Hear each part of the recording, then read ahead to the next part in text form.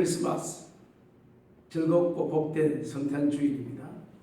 오늘은 특별히 성탄 주일 축하 예배를 함께 우리 성도들과 함께 영광 돌리게 해주신 하나님께 감사를 드립니다.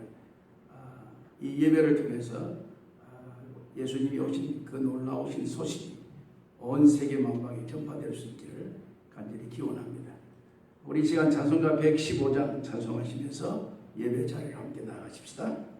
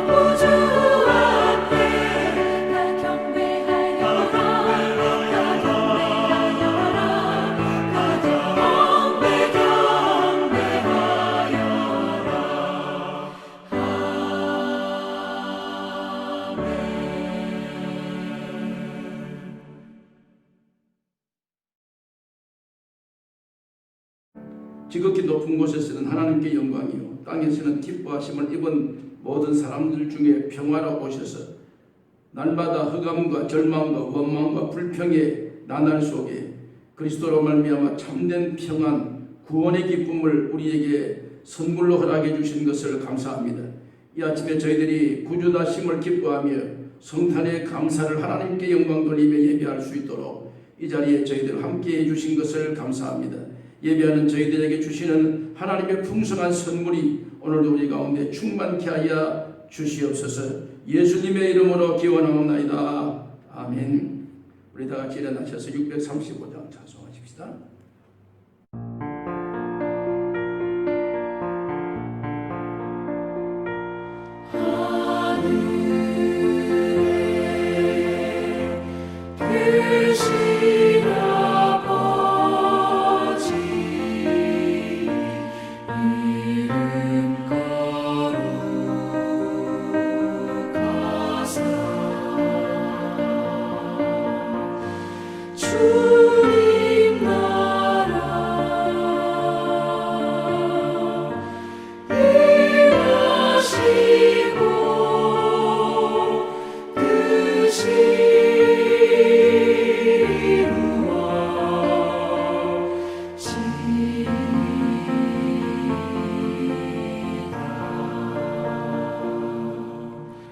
이름 걸려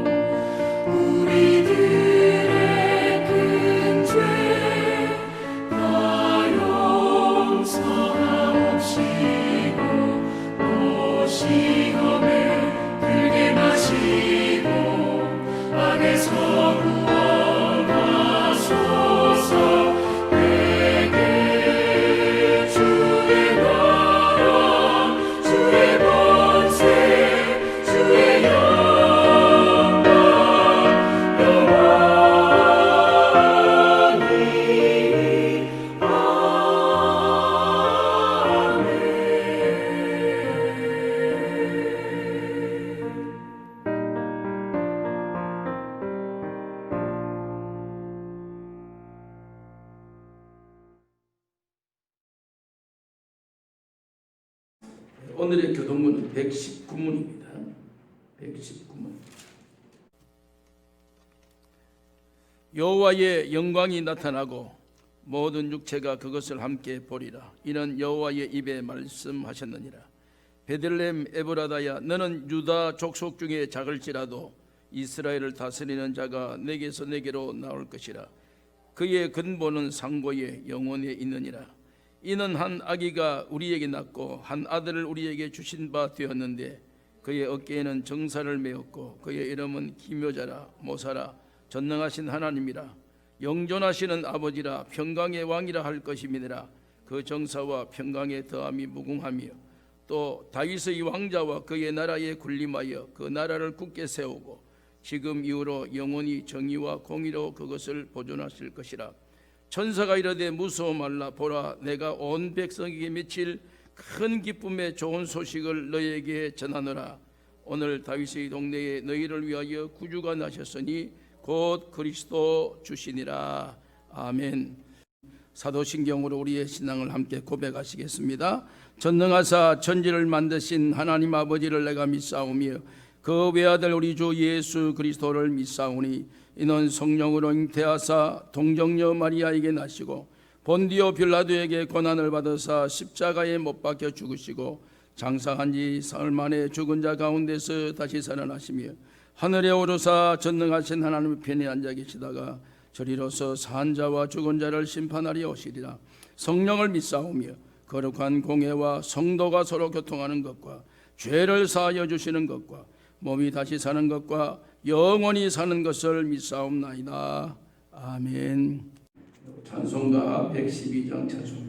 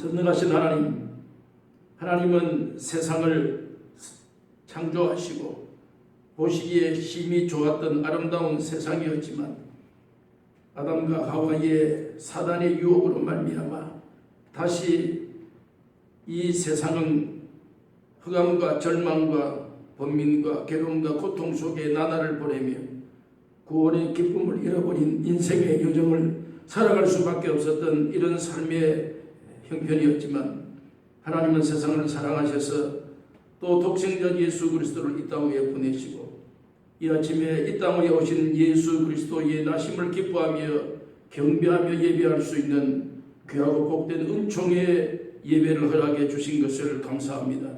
하늘에는 영광이요 땅에서는 평안이 되는 그 그리스도의 오심이 우리 모든 만백성이 기뻐할 수 있는 복된 성탄이 되게 하여 주옵소서.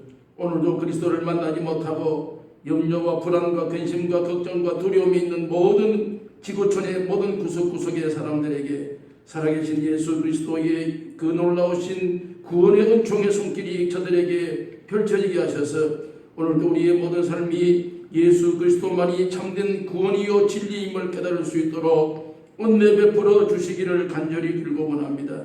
살아계신 하나님 아버지, 오늘도 주여 예수 그리스도 외에 다른 이로서는 구원받을 만한 이름을 주신 이가 없음을 저희들이 믿사오니 오늘도 예수 그리스도를 영접하게 하셔서 오늘도 주여 그로 말미암아 참된 구원과 영생과 영원한 진리의 축복을 경험하기에 부족함이 없도록 성령님 역사하여 주시옵소서. 오늘도 주여 특별히 저희 예단을 주님이 기억하시고 주님이 오심을 기뻐하며 모든 성도들이 마음과 뜻을 다하여 주님 앞에 예배를 드리오니 예배를 주님이 흠양해 주시고 우리에게 한없는 은혜로 충만하게 채워주시며 오늘도 주여 갈급한 우리의 심령의 구주 탄생으로 말미암아 참된 소망과 기쁨으로 충만케 되는 복된 시간이 되게 하여 주옵소서. 갈등과 번민이 사라지고 희망과 평화의 기쁨이 넘치는 복된 성탄이 될 수 있도록 은혜 베풀어 주시기를 원합니다. 사랑하신 우리 성도들의 모든 삶 속에 이 구세주 예수 그리스도의 탄생으로 말미암아 모든 삶이 새로운 삶의 출발이 될 수 있도록 은혜 베풀어 주시며 그런 말미암아 베풀어 주실 하나님의 놀라우신 능력을 저희들이 바라보기에 부족함이 없게 인도해 주시기를 원하오며 이제 저희들에게는 다시 오실 주님 재림의 주님을 저희들이 소망하며 대망할 수 있도록 은혜 베풀어 주셔서 주님 앞에 설 때에 부끄러움이 없는 우리의 삶이 될 수 있도록 날마다 은혜 가운데 저희들을 지키시고 인도하여 주시기를 원합니다. 하나님 아버지, 오늘도 당면한 우리의 현실의 문제는 여러 가지 여전히 두려움과 염려의 날들 속에 거할 수밖에 없사온데 하나님께서 이 모든 일들을 다 거두어 주시며 예수 그리스도에게 주시는 참된 평안과 참된 진리의 축복이 넘칠 수 있도록 성령님 역사하여 주옵소서. 오늘 우리 성도들의 가정과 생업과 직장과 사업과 모든 주여 육신의 삶의 터전을 주님이 축복하시고 여러 가지 어려운 정지된 상태에서 여러 가지 출구가 없어서 어려움을 당하고 있사온데 하나님 아버지께서 이스라엘 백성을 주여 인도해 주셨듯이 저희 백성들을 인도해 주셔서 강장 인생에서 오늘도 전적인 하나님의 인도하심이 없이는 살아갈 수 없음을 저희들이 깨닫게 하시고 하나님의 능력과 권능을 인정하며 그 하나님 앞에 부복할 수 있는 저희들이 될 수 있도록 성령님 역사하여 주옵소서. 이 아침에도 저희들을 통하여 말씀하시는 하나님의 음성을 듣는 저희들이 될 수 있도록 은혜 베풀어 주셔서 이 말씀 붙들고 어둠과 절망의 희망과 기쁨으로 바뀌는 놀라운 예배의 현장이 될 수 있도록 성령님 역사해 주시기를 원하옵고 예수님의 이름으로 기도하옵나이다. 아멘.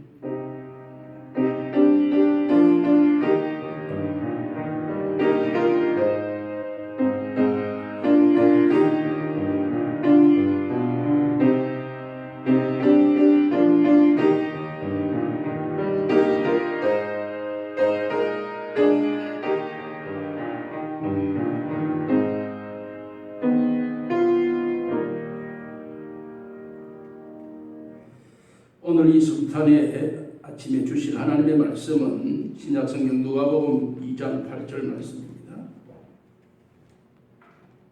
2장 8절에서 14절까지 우리 다 같이 한 목소리로 함께 합독을 우리 가족들이 하십시다. 누가복음 2장 8절입니다. 그 지역의 목자들이 밤에 밖에서 자기 양떼를 지키더니 주의 사자가 곁에 서고 주의 영광이 그들을 두루 비추며 크게 무서워하는지라. 천사가 이르되 무서워하지 말라. 보라, 내가 온 백성에게 미칠 큰 기쁨의 좋은 소식을 너희에게 전하노라. 오늘 다윗의 동네에 너희를 위하여 구주가 나셨으니 곧 그리스도 주시니라. 너희가 가서 강보에 쌓여 구유에 누워 있는 아기를 보리니 이것이 너희에게 표적이니라 하더니 호련히 수많은 천군이 그 천사와 함께 하나님을 찬송하여 이르되 지극히 높은 곳에서는 하나님께 영광이요 땅에서는 하나님이 기뻐하시는 사람들 중에 평화로다 하니라. 아멘. 109장 찬송 한 번 하십시다. 109장.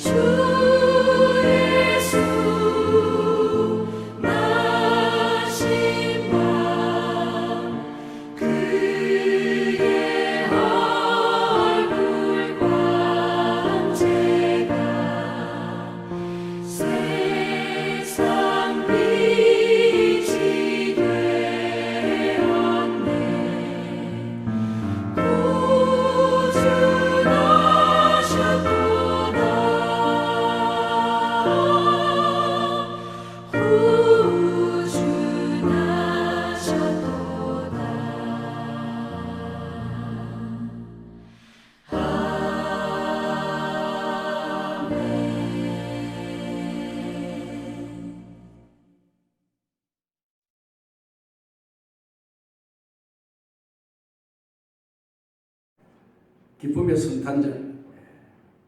왜 우리가 기뻐해야 될 것인가? 지난 2주간의 설교를 통해서 여러분들이 예수님이 오심에 우리가 기뻐해야 될 그 이유들을 저희들이 많이 깨달았습니다. 오늘 그 결정인 진정으로 예수님이 오신 것에 대한 기쁨을 함께 말씀 가운데 회복했으면 하는 소망을 가지고 있습니다. 우리 한번 인사하십시다. 예수님이 희망입니다. 예수님이 희망입니다. 아멘. 오늘 이 말씀은 예수님 탄생하실 때에 나타난 그 사회적인 그 현상, 그 상황을 우리에게 먼저 배경으로 말씀을 해 주셨습니다. 이때가 어느 때냐면 이스라엘과 주변 국가들이 이제 그 당대에 가장 강대국의 로마의 그 식민지하에 있었습니다. 식민지라는 것은 그들의 주권을 다 이제 성들이 빼앗기고 침략자들의 그 주권에 의해서 이렇게 살아갈 수밖에 없는, 참 한마디로 말하면 비참한 그러한 그 현실과 상황이죠. 그 당시에 당대의 가장 강대국이 로마였습니다. 로마가 주변 국가들을 다 침략하고 주 20년에서부터 시작해서 무려 270년 동안 주변 국가들로 하여금 이제 이 통치를 하게 됩니다. 그러니까 식민지 하에 백성들이 이렇게 놓이게 되는 그런 삶을 이렇게 살아가면서 로마가 특별히 식민지하에 있는 나라들에게 두 가지의 요구사항을 이렇게 늘 이루어 왔습니다. 그 요구가 뭐냐면 첫째로 병력에 관한 그런 문제입니다. 병력. 사람들을 이제 인구 조사를 해서 그 인구 조사를 14년 만에 한 번씩 합니다. 미국에 우리가 살고 있지만 인구 센서스라고 센서스 그 10년마다 한 번씩 합니다. 그 한 번 하는 그 왜 인구 센서스라고 하는 것을 하느냐 하면 여러 가지 거기 이제 부과되는 그 목적이 있습니다. 이 인구 조사를 함으로 이렇게 통계를 통해서 해야 될 그런 여러 가지 그 각종 일들이 거기에 이제 부과됩니다. 마찬가지로 이 로마가 주 20년부터 270년 동안을 다스리면서 그 주변 국가들에게 매 14년마다 인구 조사를 합니다. 인구 조사를 하는 근본적인 목적은 거기에 젊은이들, 다시 말하면 전쟁에 이렇게 투입될 만한, 전쟁에 사용할 만한 젊은이들이 몇 명 있는가. 이들을 이제 긴급시에 전쟁 시에는 이들을 다 이렇게 차출해서 전쟁에 이렇게 내보낼 수 있는 이런 사람이 몇 명인가, 이 정보를 가지기 위해서 인구조사를 합니다. 인구조사를. 그런 목적이 거기에다. 두 번째 인구조사를 하는 그 목적은 세금을 거두기 위해서 이 지역의 사람이 몇 명이 살고 어떤 농사, 어떤 그 직업을, 어떤 그 업종에 종사하는 사람이고 저 지역은 어떤 업종에 이런 것들을 다 이게 주도 면밀하게 파악을 해서 거기에 적정한 세금을 부과해서 로마의 정권을 유지하기 위한 그러한 목적으로 이 인구조사를 합니다. 예수님이 태어날 그 당시에 이 로마의 황제가 가이사 아구스도, 누가복음 2장 1절, 오늘 제가 읽지는 않았지만 실제로 보겠지만 앞에 보면 가이사 아구스도라고 하는 황제가 이제 인구조사할 시기가 되어졌습니다. 그래서 자기들이 집권하는 모든 나라들에게 명을 내려서 인구조사를 다 해라. 그래서 인구조사를 다 이렇게 하게 되어집니다. 그런데 지금 이 이스라엘의 인구조사의 목적은 앞에 부분, 제가 말씀드렸던 병력을 이렇게 젊은이들을 이렇게 발굴해서 전쟁에 쓰기 위한 그런 목적은 없습니다. 이스라엘은. 왜냐하면 이스라엘은 병력 혜택을 받고 있습니다. 종교적인 문제에 있어서 병력에 투입되지 않습니다. 이스라엘은.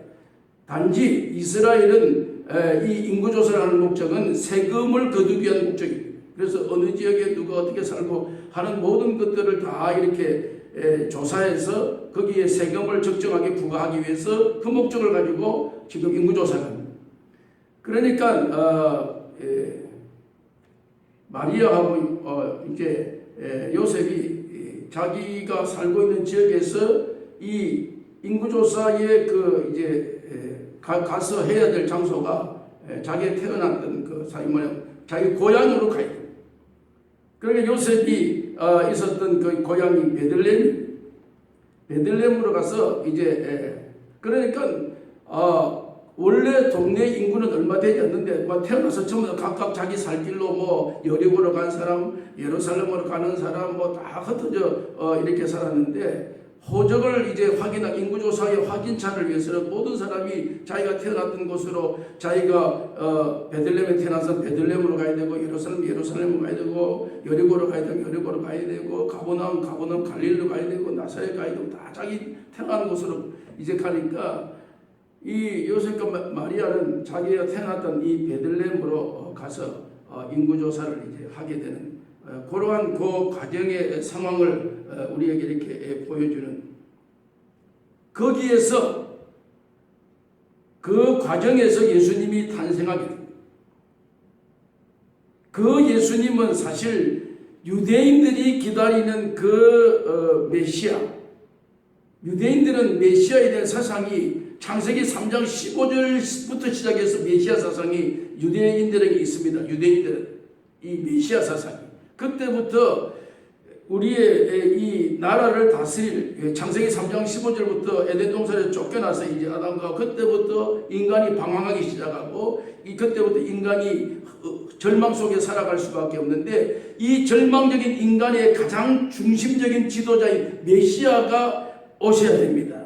메시아가 이끌으셔야 됩니다. 메시아는 저희 죄에서 저들을 구원할 자이심이니라 하는 것이 저들이 기대하고 있는 메시아인데 이 메시아 사상이 저들에게는 오래전부터 창세기 3장부터 시작해서 시작된 이 사상이 유대인들까지 지금까지도 계속해서 이어져 아니 지금 우리가 살고 있는 이 시대도 그들은 아직까지 메시아 사상을 지금도 계속해서 그들은 기대하고 있는 상황입니다.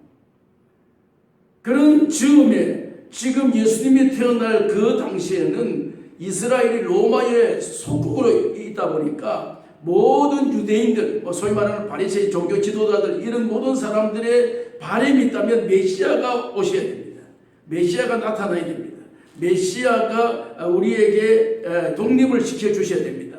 그들의 바람은 전부 거기에다 집중되어 있습니다. 모든 유대인들의 머릿속에는 메시아가 오셔서 우리가 로마로부터 속국으로부터 독립을 하고 우리도 자주국가로서의 면모를 갖추어서 이렇게 활발하게 삶을 이렇게 영위하고 싶습니다. 그 목적이 저들에게 다 있습니다. 그런데 그 가운데 예수님이 오셨습니다. 예수님이 오셨으니까 저들은 예수님을 영접하지 않습니다. 또 받아들이지 않습니다.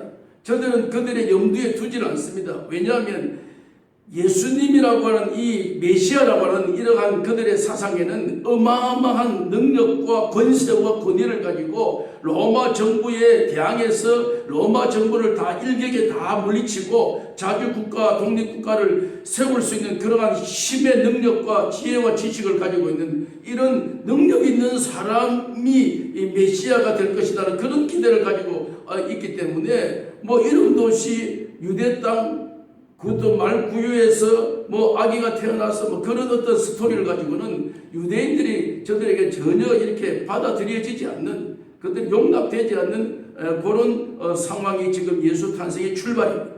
예수 탄생의 기초적인 그 작업입니다. 그런데 그 예수님이 그런 상황에서 예수님이 마리아와 요셉이 호적하러 베들레헴에 갔다가 그 베들레헴에서 호적을 하고 돌아오려고 하는 그때에 예수님을 이제 탄생시키게 된 것입니다.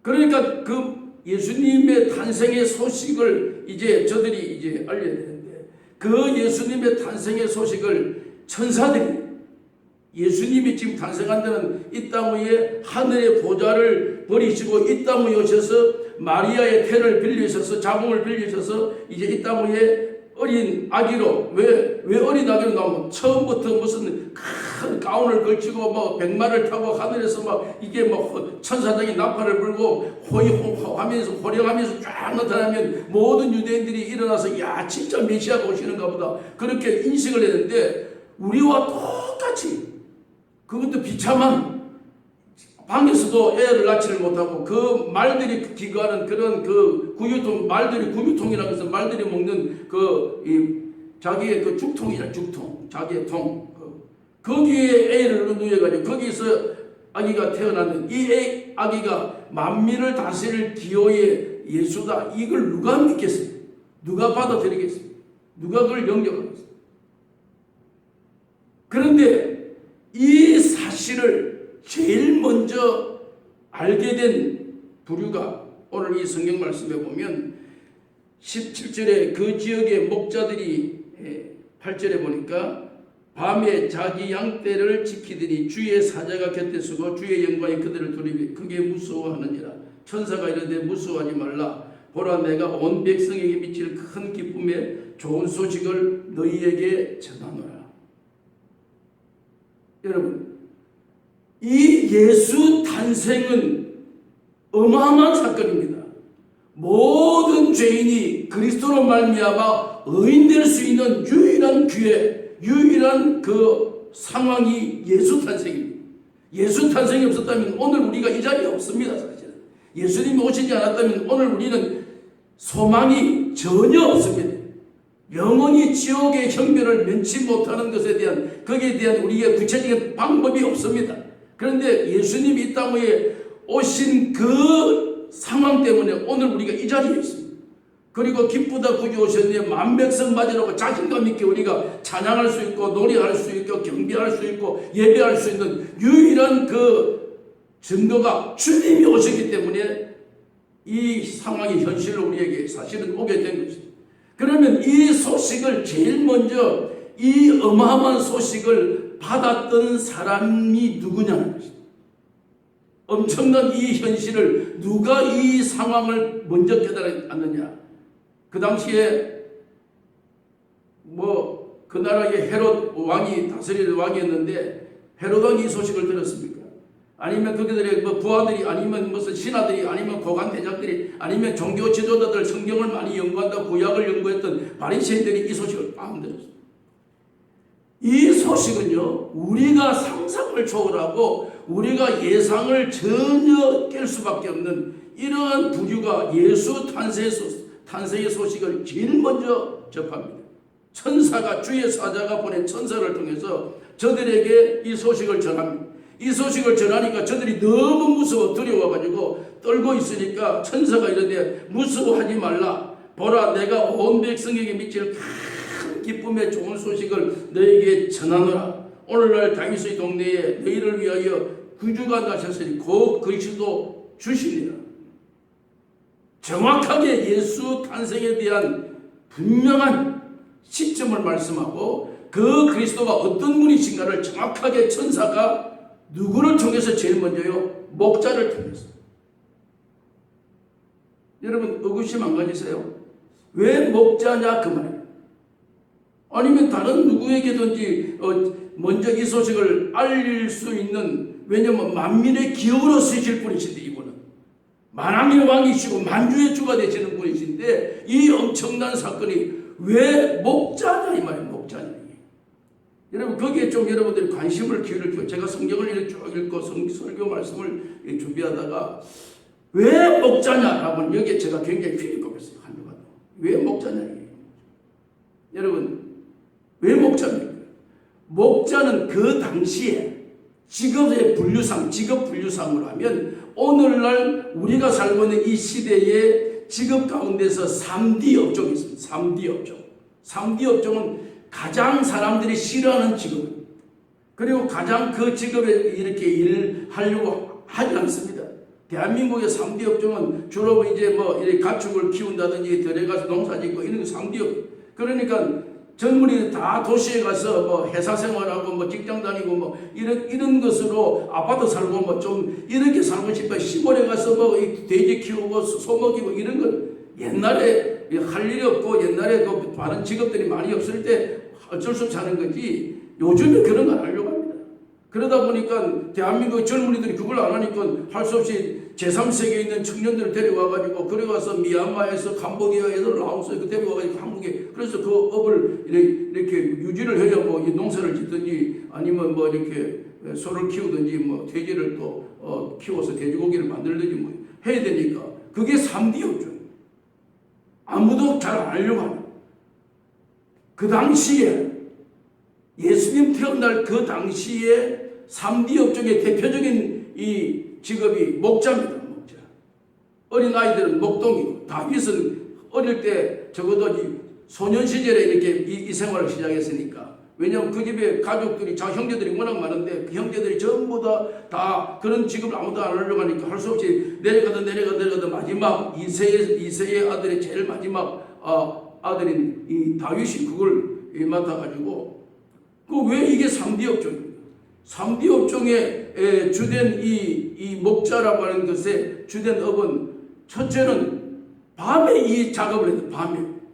낮에는 좀 어디 그늘 밑에 나온 그늘 밑에 좀 자고 있다가 밤이 되면 잠을 잘 못 자요. 사람들의 생체 리듬이 밤에 자고 낮에 일하고 뭐 이래야 되는데 이 생체 리듬이 바뀌게 되니까 그게 이제 사람들을 불편합니다. 그래서 안 합니다. 밤에 눈을 부릅뜨고 뭘 하냐면 양들이 다 자고 있는 주변을 갖다 늘 이렇게 경계를 써줘야 됩니다. 왜 쓰냐면 항상 이 맹수들이 이 뭐 큰 짐승들이 와서 양을 잡아먹습니다. 양을 잡아먹다 보니까 이것을 막아야지 그냥 그것을 경계를 하지 않으면 짐승들이 와서 싹 다 잡아먹으면 그 양을 키워서 팔아서 수입을 생겨야 될 이 목장의 주인이 볼 때는 큰 손해니까 그래서 그런 사람들을 차출해서 얼마의 생활비를 주고 그 일들을 진행시키는 것이 목자가 하는 일. 그러니까 목자는 항상 잠이 부족합니다. 그리고 밤에 이슬을 매일 맞아가야 됩니다.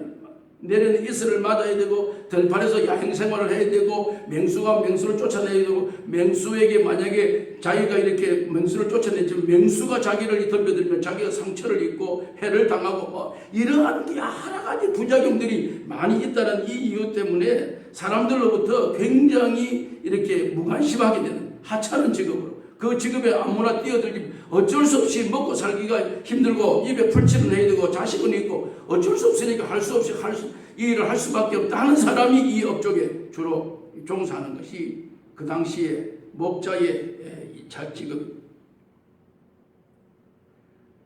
여러분 의심이 안 돼요. 예수님의 탄생은 인류를 구원하실 어마어마한 배경을 가지신 이 예수님이 유대 땅 베들레헴에서 태어난 것만 해도 의심스러운데 이 소식을 제일 먼저 접하게 된 사람이 목자다라고 생각했어요. 그 당시에 아무도 관심이 없는 모두 다 하찮게 여기는 지금이 뭡니까? 목자입니다. 사람들 그들도 보지도 않는 그 사람입니다. 그런 사람에게 예수 탄생의 소식이 그에게 천사를 통해서 증거하게 되었다. 물론 그 소식을 들었던 목자 자체들은 너무 놀라가지고 무서워하지 말라 라고 이렇게 위로를 해가면서 이 소식을 알려주게 된 그 기준, 왜 예수 탄생이 그러한 그 직업 중에서 목자에게 먼저 이 소식이 전해졌느냐라는 거죠. 하나님이 선택하는 사람의 기준이 어디냐?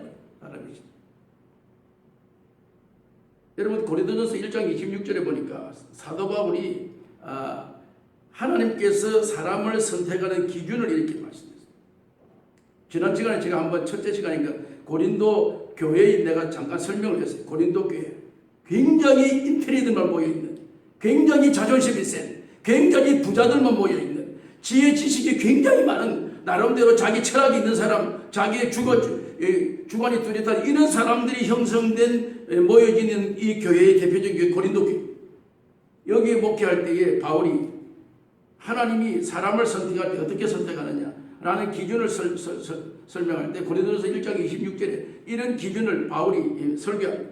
형제들아 너희 부르심을 보아 육체를 따라 지혜 있는 자가 많지 아니하며 능한 자가 많지 아니하며 문벌 좋은 자가 많지 아니하도다. 하나님의 선택의 기준은 육체를 따라 지혜 있는 자, 또 능력이 많은 자, 배경이 있는 자, 이것이 하나님의 선택의 기준. 또 학벌이 좋은, 문벌이 좋은 자, 이런 것에 기준을 두지 아니하고 하나님의 기준은 약한 자, 하나님의 기준은 약한 자를 세워서 강한 자를 부끄럽게 만드시는 그분이 하나님의 선택의 기준이다. 그때 이 기준을 우리에게 지금 밝히고 있습니다. 하나님의 선택입니다. 여러분, 이걸 그대로 여러분들이 액면 그대로 받으시면 오해할 수 있습니다. 왜요? 그러면 예수 믿는 자는 무조건 약해야 된다. 예수 믿는 자는 무조건 공부를 안 해야 된다. 문벌이 없어야 된다. 예수 믿는 자는 모든 부분에 자신감이 없어야 된다. 약해야 된다. 약해. 만약에 이것을 그대로 육체를 따라 지혜 있는 자, 능한 자, 문벌이 좋은 자, 이런 사람이 많지 아니하도다. 이런 사람은 다 제하고 라고 이래버리면 오늘 우리는 능력도 없어야 되고 학벌도 없어야 되고 뭔가 육체를 따라 지혜도 없어야 되고 하나님 쓰신 사람 무조건 이런 사람인가? 저는 거기에 동의하지 않습니다. 저는 그렇게 약한 사람 그런 사람을 하나님이 쓰시고 강한 자를 안 쓰신다. 저는 거기에 동의하지 않습니다.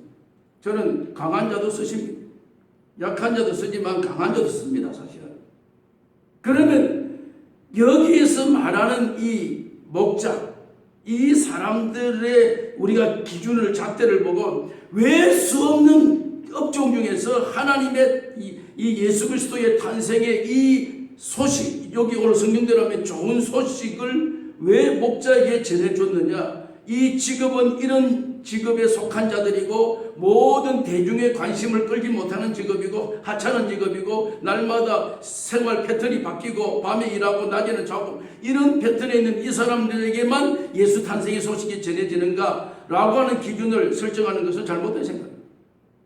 이 사람들의 분류가 어떤 사람이냐면 이 사람들은 목자입니다. 목자의 하는 일은 양을 키우는 겁니다. 양을 키우면서 양을 돌보는 겁니다. 양이 잘 어린 새끼 양으로부터 큰 이 양이 될 때까지 잘 돌보아주는 게 목자의 하는 일. 그런데 지금 여기에 있는 이 목자, 어디요? 베들레헴에 있는 이 목자, 베들레헴의 양을 키우는 이 목자는 이 양들은 무슨 양이냐면 예루살렘에서 이 베들레헴은 불과 거리가 얼마 멀지 않습니다. 그러면 베들레헴에서 양을 키우는 목자들은 이 양들의 앞으로 커서 팔아서 양들을 사는 사람이 왜 양을 사느냐면 모든 양들이 어디에 쓰임받는 양이냐면 제사를 드릴 때 하나님 앞에 제단을 쌓을 때 희생될 때 양이나 소나 염소나 비둘기나 자기의 형편에 따라서 그 죄의 용량에 따라서 그 제물을 하나님께 드리는데 그 하나님께 드릴 때 가장 대표적인 동물이 양입니다. 양 사실. 그러니까 그 양을 하나님 제단에 드려지는 제물로 쓰이기 위해서 사용하기 위해서 양들을 키우는 대표적인 이 지역이 베들레헴입니다. 베들레헴의 모든 양들은 거의 모르긴 해도 중간에 자살하다가 안 죽은 이상은 다 제물로 가는 거예요. 어디에 하나님 앞에 드려지는 제물로, 하나님 앞에 드려지는 제사용으로 이것을 키우는 거예요. 그렇기 때문에 목자들의 그 심령은 비록 배운 것도 없고 지혜와 지식은 부족하고 그들의 어떤 능력은 약해도 그들의 마음 중심이 하나는 뭐가 가장 중심이 잘 해줬겠냐면 내가 키우는 이 양은, 내가 지금 돌보는 이 양은 커서 하나님의 전에 바쳐질 거룩한 양이다. 이것이 목자들의 마음의 중심입니다. 왜요? 구약율법에 내려올 때에 제사에 드리는 제물은 흠없고 점이 없는 순진한 요 단어가 붙어있기 때문에 요 단어를 맞추기 위해서 이 목자들은 다른 목자들에 비해서 그냥 식용으로 쓰기 위해서 키우는 이런 목자들과의 정신이 다릅니다. 생각이 다른 거예요. 이걸 내가 키우면 하나님의 존재에 드려진다. 하나님 앞에 바쳐진다. 이것이 그들의 중심에 가장 중심에 자리 잡고 있는 이 심령을 가지고 이 양을 지금 키우고 있는 이들의 목자라고 하죠. 여러분, 제가 이 말씀을 묵상하면서 이 말씀을 준비하다가요, 오늘 누가 예수 만나냐, 누가 예수의 그 기쁜 소식을 누가 듣습니까? 예수님이 우리의 구세주이다는 것을 누가 깨닫습니까? 예수님 우리의 메시아이시다, 누가 그걸 인식합니까? 누가 받아들이는 사람입니까?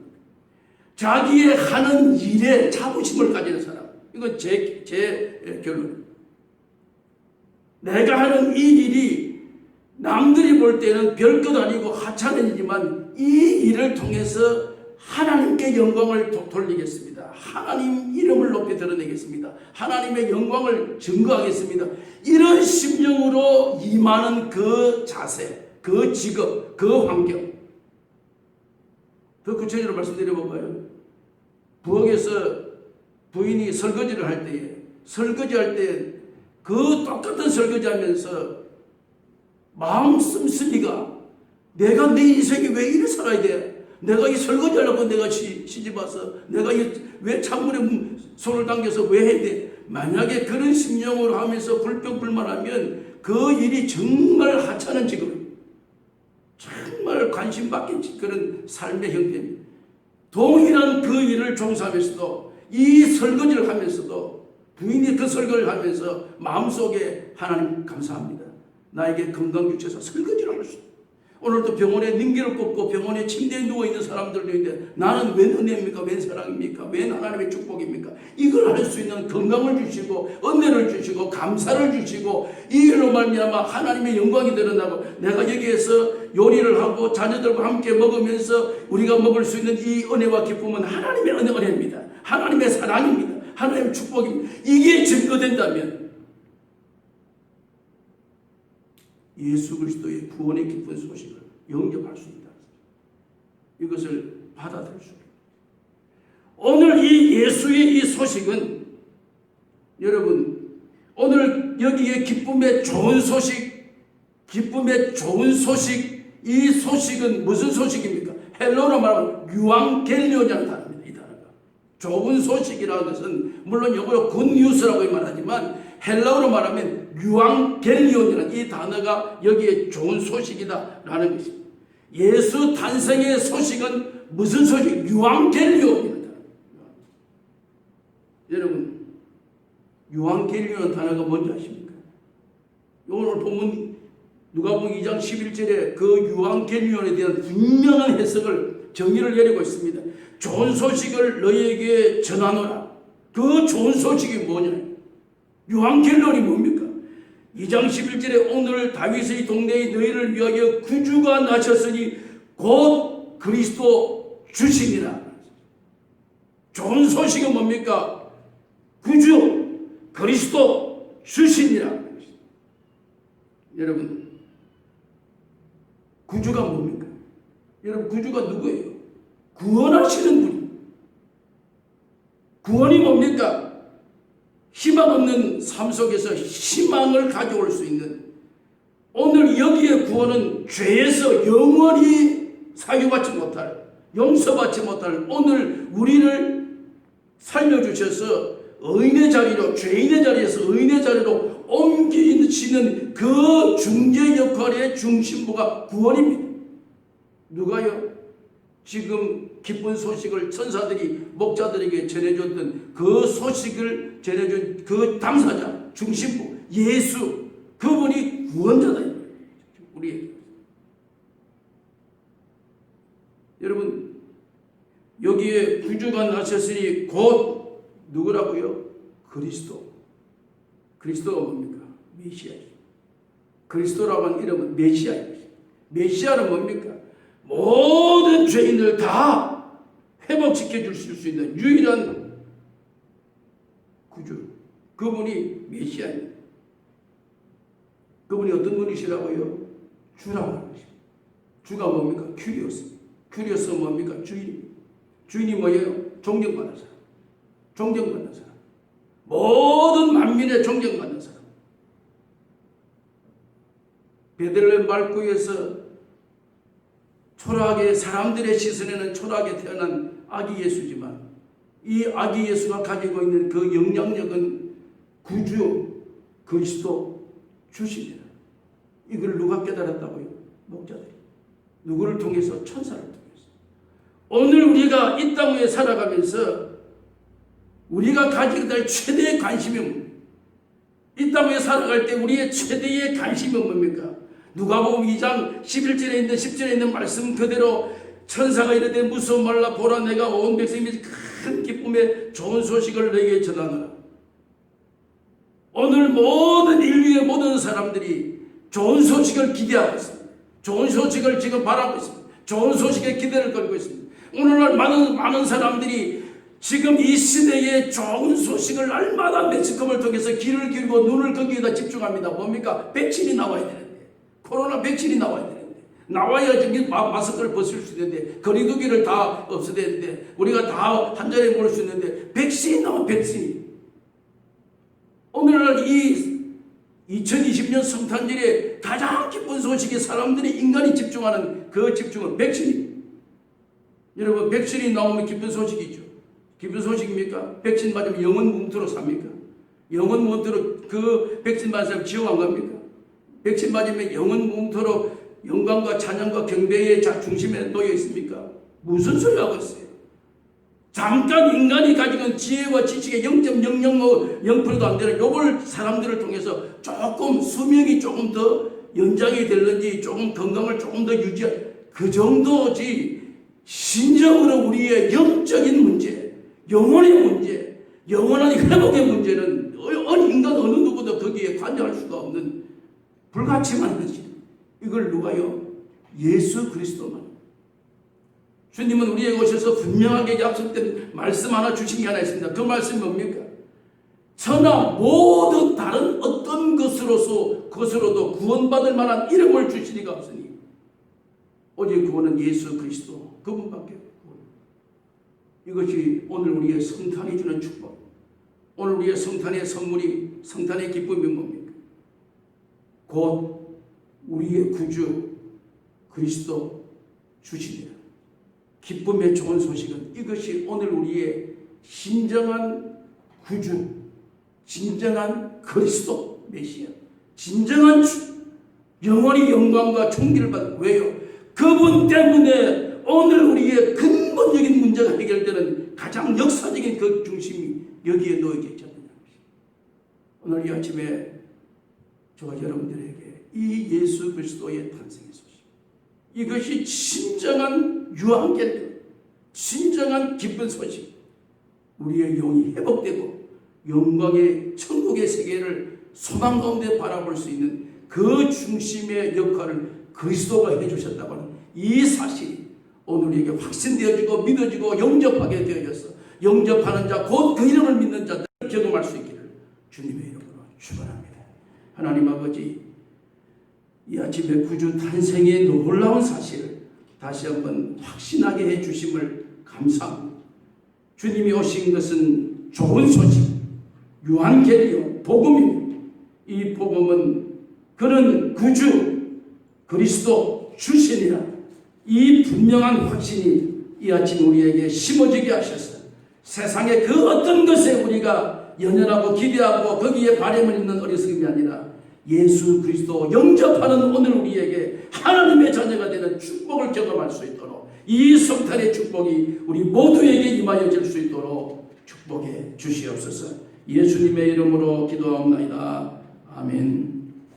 찬송가 109장 찬송가 111장입니다. 죄송합니다. 111장 찬송하시면서 성탄 예물과 함께 예물 드리겠습니다.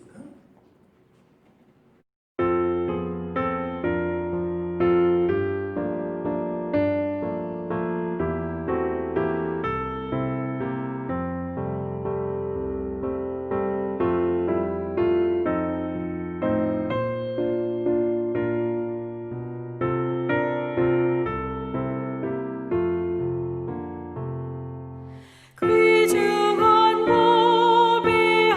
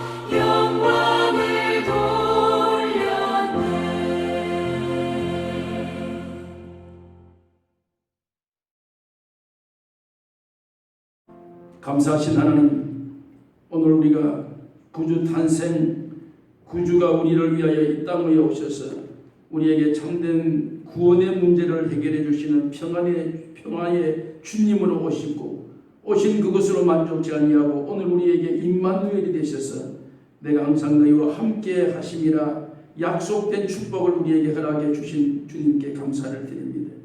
이 은혜 감사하여 그냥 입술로 감사합니다라고 고백보다 우리의 적은 물질을 함께 이 시간도 주님 앞에 올려드리며 감사의 표시를 주님 앞에 드리오니 주님이 먼저 이 영광을 받으시고 우리에게 한없는 은혜로 채워 주옵소서. 이 시간 또 10분의 1을 구별한 성도들과 또한 주일 예물 주님 앞에 올려드리는 성도들과 선교 예물과 또한 건축 예물을 드리는 모든 성도들에게 하늘과 땅의 복으로 채워주시고 원천의 복으로 채워주셔서 하나님이 주시는 그 복에 다함이 없도록 하나님 은혜를 베풀어 주시기를 원하오며 오늘도 우리가 성탄을 지난 저희들의 삶 속에는 이제는 구주가 우리의 주님이 우리와 함께 하신다고는 이 사실이 우리에게 끊어지지 않도록 날마다 힘있게 능력있게 살아가게 해 주옵소서.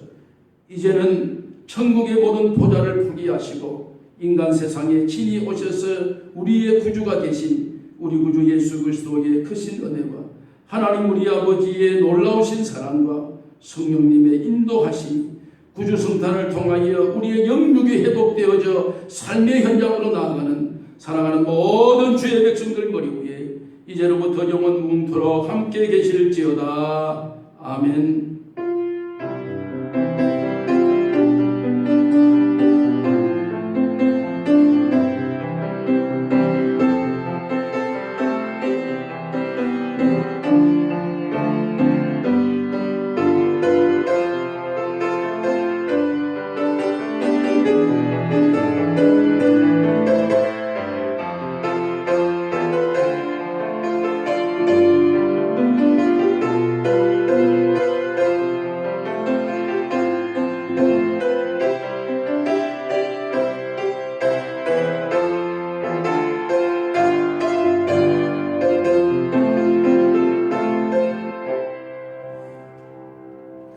할렐루야. 감사합니다. 성탄의 축하에 함께 동참하게 하신 것을 하나님께 영광을 돌립니다. 우리 2020년 이제 두 번밖에 남지 않은 이 표 한번 힘있게 한번 외치십시다. 복음은 능력입니다. 복음은 능력입니다. 복음은 능력입니다. 아멘. 광고상 주보를 여러분 잘 참조하시고요. 오늘 오전 10시에는 성탄 축하 예배이지만 권영석 장로님의 장로 취임 예배를 같이 드립니다. 같이 여러분들이 유튜브를 우리가 지금 여러분 주일날 보는 그 동영상처럼 그대로 켜고 있으면 아마 이 방송이 같이 생중계로 나가려고 지금 준비하고 있습니다. 혹시 여러 가지 기계 결함도 있을 수 있으니까 먼저 우리 예배는 먼저 이 예배 동영상을 여러분들이 보내드리겠는데 9시에 보내드리겠습니다. 아침 9시에. 그러면은 아침 9시에 먼저 예배를 드리시고 10시에 참여하실 수 있도록 이렇게 한번 조치를 하도록 하겠습니다. 대단히 감사합니다. 성탄의 축복이 함께 하시기를 바랍니다. 메리 크리스마스.